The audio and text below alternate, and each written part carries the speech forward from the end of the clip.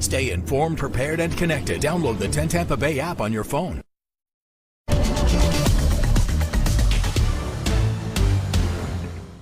Good morning to you. Tracking Hurricane Debbie while you were sleeping. The system strengthened and is going to make landfall as a Category 1 hurricane in the Big Bend of Florida. We're still feeling, though, the impacts from the outer fringes and bands of rain from this storm system. I'll show you what to expect for the rest of the day and when conditions improve, all coming up. This morning, we're keeping you informed, prepared, and connected as Hurricane Debbie is set to make landfall in the Big Bends in about 90 minutes. With 10 Tampa Bay, you are waking up. I'm Caitlin Lockerbay. And good morning. I'm Jamison Euler. Over the last 24 hours, we've been tracking the storm's path, the impact it's already left behind in multiple Bay Area counties as well. Here's a look at some video we've gathered throughout this storm over the past 24 hours. This right here from Manasota Beach in Sarasota County Sunday morning as the waves began picking up speed. And over to Pinellas County now. This is video overnight from our Gulfport camera where this time the tides began intensifying as more water came on shore. You can see it crashing over the seawall there. Of course, areas outside of Tampa Bay feeling the impacts as well. This is video out of Fort Myers showing wind and rain picking up speed there. The city, of course, no stranger to these conditions as many are still recovering from Hurricane Ian almost 2 years ago. Before we take you outside, though, let's get a first check of the latest forecast with meteorologist Amanda Pappas. Amanda. Good morning to you. Take a look. This is the latest forecast track right here, the cone showing us this is the 4 a.m. advisory. The system now a Category 1 hurricane. While you were sleeping, this system has used the fuel, those Gulf waters, to really get better organized and strengthened. Right now, those winds sustained at 80 miles per hour, pressure at 981 millibars, and moving to the north and northeast at 12 miles per hour. So I'm anticipating this from yesterday. I saw this in the models to today. It's held that same timing for landfall right between, I would say, 6 to 7 a.m. That's going to make landfall along the Big Bend area of Florida. So I'm talking to you if you have friends or family in Tallahassee or even in Jacksonville as well. They're going to be feeling impacts from this system as we head into the rest of today. Now, thankfully for us, this system is going to track into the Big Bend and then push into portions of Georgia, followed up by South Carolina. Of course, once it's cut off from its energy source, those warm waters, it will weaken after landfall back to a tropical storm, and our conditions here will improve slowly throughout the day today. Now, as we look at the spaghetti models, as you were sleeping, these are the brand new models that have come in. So we do have a high confidence that we do see this system. It's going to be making landfall again from 6 to 7 a.m., crossing over into Georgia, pushing into South Carolina. It could stall out a little bit. Some models want to make it loop, but it looks like it gets picked up by an approaching frontal system and runs off to the northeast heading into the next couple of days. But don't worry, we got you covered. Most of the area is going to be facing some sort of flash flood warning. They're still under it up until 5 o'clock and throughout the day today. Flooding is the concern and problem, so please be careful out there on the roadways. Speaking of which, our traffic anchor Sarah Rosario has got you covered. What's going on, Sarah? Good morning, Amanda. So we do have several incidents on the road right now already as we kick off your morning at 4:33. This is a look at I-75. If you're going to be driving along the southbound lanes, Florida Highway Patrol reporting that it is closed, but I can see traffic is now getting by through one lane. We're getting reports that this is some type of bridge incident off of I-75 here, not far from US 301. There's also another incident along I-75 as well. You can see this one impacting southbound lanes just north of it. There's another one for my drivers headed towards Temple Terrace. I-75 northbound. The road is closed here near those Fletcher Fowler exits 265 and 266 for an incident under investigation there. Outside of that, we are tracking our road weather hazards, and you can see we've got a lot of them right now. Ponding reported along the roadways. Several roadways shut down, including the Sunshine Skyway Bridge. Part of Bayshore Boulevard shut down as well. We've got lots of incidents and some water coming over the roadways here. This is a report at 4th Street, a hazard.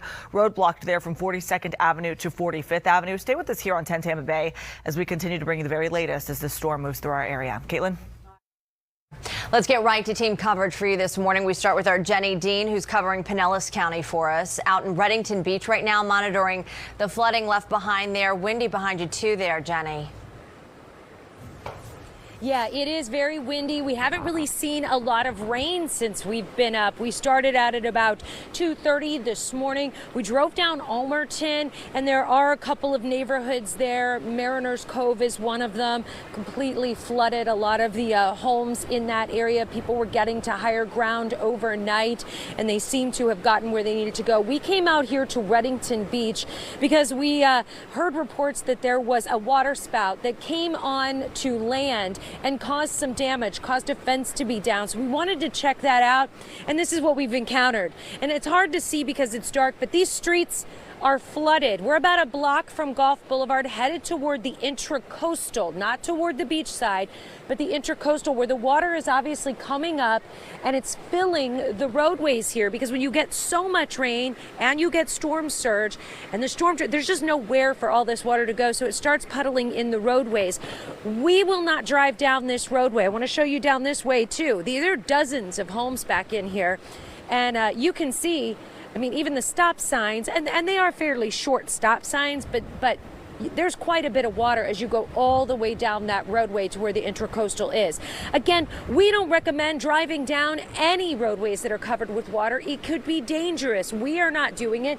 And another big reason is we don't want to push any of that floodwater into someone's homes. It is dangerously close to some of these homes. Some have sandbags, some do not. And so we just want to be mindful of that. And we think that everyone should try and be mindful of that as well. So if you see a flooded street, turn around, don't drive down it, and be careful. We're going to be going up and down Pinellas County this morning, trying to show you what we're seeing so you can stay inside and stay safe this morning. Live in Reddington Beach, Jenny Dean, 10 Tampa Bay. All right, Jenny, thank you. Now we want to head north to Citrus County, where we find 10 Tampa Bay's Jennifer Titus. Jen, you've been out there for the past 2 days. There's been a lot of changes, though, in the last 24 hours. Yeah, Jamison, I can tell you that the rain right now is just continuous. It's light at times, but right now we're getting another band come through here. The rain really hasn't stopped, and that's what people want to see. They want this water to go away. They do not want this storm surge to get any higher. They do not want the water here in Kings Bay to get any higher. This is what caused so much trouble from Idalia when they had that 7 to 9 foot storm surge. Right now it's that 5 to 7 storm surge estimate, and that's why we saw a lot of people taking those evacuations yesterday. Seriously, right now in Citrus County, there was a mandatory evac for Zone A. I spoke to some guests in a hotel. They told me from Idalia they had 20 to 30 inches of rain inside their homes. So when they saw that storm surge increase yesterday from 5 to 7 feet, they decided, hey, let me get a room for the night and let's just watch the thing. So I know they're watching us right now. I told them we'd head over here to Kings Bay.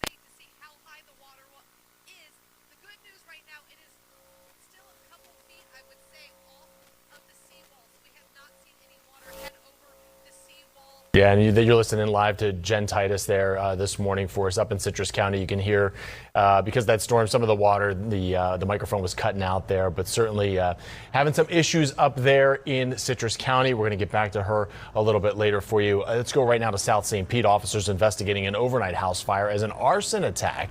It happened to a home on Paris Avenue right around 1:30 this morning. Police say one person was hurt while crawling out of a window there. At this moment, officials have not said anything about a suspect or exactly how it all started. We're going to keep you updated as soon as we learn more. All right, it's 4:38 right now. As you're waking up, we're continuing coverage all morning long, tracking Hurricane Debbie and its impacts here in Tampa Bay. We have team coverage. Yeah, in just 3 minutes, we have the latest numbers on power outages as well as flights. Amanda? Have received up to about 13 inches of rainfall. Now, I do see that within the Tampa Bay area, we will improve in terms of the surge later on today, but still seeing that we can have additional surge as those winds push out of the southwest. And we do see another 3 to 4 inches in some areas of rainfall expected for today, if not even more than that to the north. And where Jen Titus is right now, I'm tracking out another rain band, and we're also tracking some more activity in the tropics as well expected over the next 5 days. So this is just a great reminder.